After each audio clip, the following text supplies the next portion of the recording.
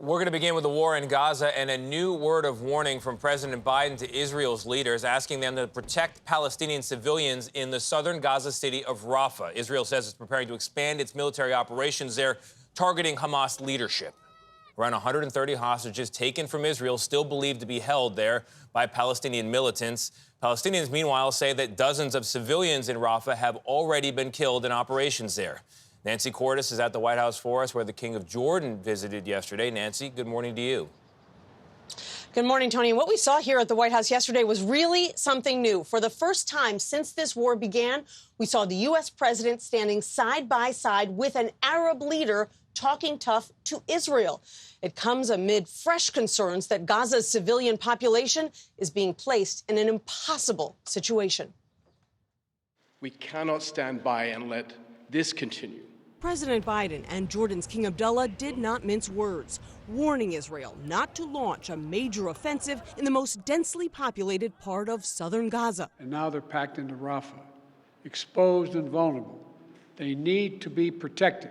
Rafah is a city near Gaza's border with Egypt.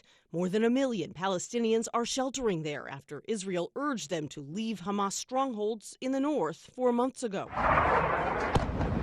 But now Israel wants to rid Rafah of Hamas fighters and has threatened to invade the city. Those who say that under no circumstances should we enter Rafah are basically saying, lose the war, keep Hamas there. In a Monday raid, Israeli defense forces rescued 2 hostages from a second-story apartment in Rafah. But according to Israel's military, Hamas is still holding more than 130 Israeli hostages.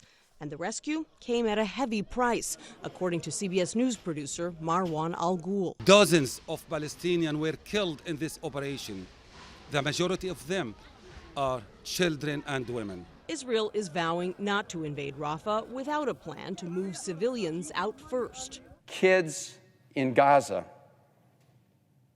are now dying from the deliberate withholding of food.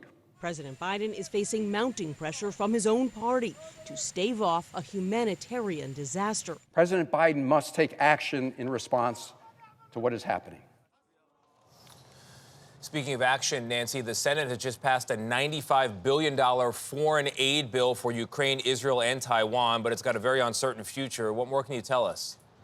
Well, this is a major milestone, Tony. This funding has been in limbo for months. There was an all-nighter in the Senate that set up this early morning vote. The bill eventually passed with bipartisan support, 22 Republican senators voting for it, joining Democrats. But in the House, I have to tell you, things are very uncertain. Republican Speaker Mike Johnson, who is a close Trump ally, is already throwing cold water on this bill, saying in a statement on Monday night, House Republicans were crystal clear that any so-called national security supplemental legislation must recognize that national security begins at our own border.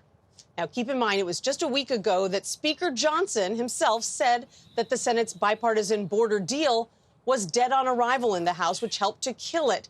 And some in Johnson's party have already threatened to remove him if he does bring this Ukraine aid to a vote in the House. And as you know, Trump has already told Republicans he doesn't want them to pass a border bill before the election. And so, yes, it is a big deal that this has passed in the Senate, but still lots of questions about where they go from here, Tony.